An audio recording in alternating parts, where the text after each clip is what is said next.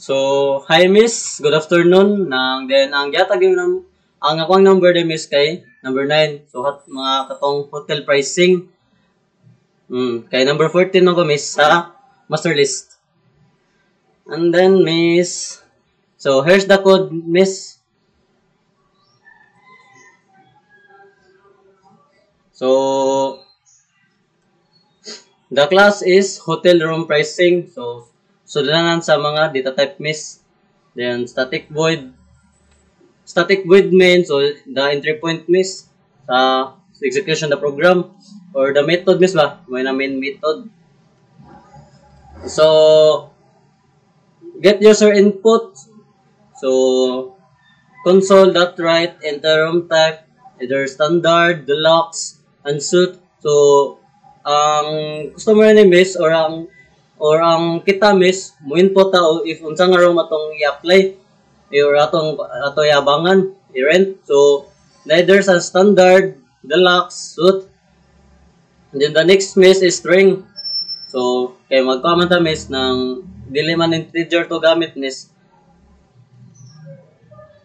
and then the next line miss ay mora ni miss kay console.write. So enter a number of nights. So pila butang ang kuan, butang to nas 3 nights.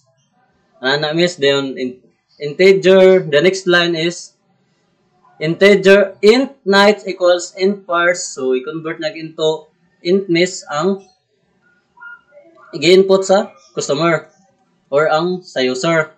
Then the next miss is console write. So dire nga line miss is makita ditong kan miss sa console nga are you a VIP member, yes or no. So ibutara na miss kay ibutara na sa user customer miss kay kuan ng yes or no ra if VIP ba siya ana miss. So dire miss is string. So the next line miss is string VIP input may gamit miss like console.write line trim to lower. So I convert tag into lower niya miss. And then the next miss is bool is VIP equals so VIP input so equals to yes. So mo gra sa true miss o unsay input sa customer miss. Basahon niya miss ba? Diya sa kuan boolean. Sa bool or boolean. So the next miss is nagamit ko og if condition. So the if condition miss is room type. Mao na dire miss room type gitawag ra man niya miss. Ana dire room type mo ana siya room type. And then so the room type miss if pili siya kuan gani ng kung standard ba miss. So ang pricing miss sa pagbase sa pricing miss kay price ang gamit sa kuan miss int price per night equals to 0. So ang starting sa price per night miss is 0. Then if butang sa customer gani kay sa standard so ang per night na niya miss kay 100. Sa next miss kay kung ibutan niya sa kung else if so kung ibutan niya kay deluxe so mo ani sa miss so ang price per night niya miss kay equals to 150.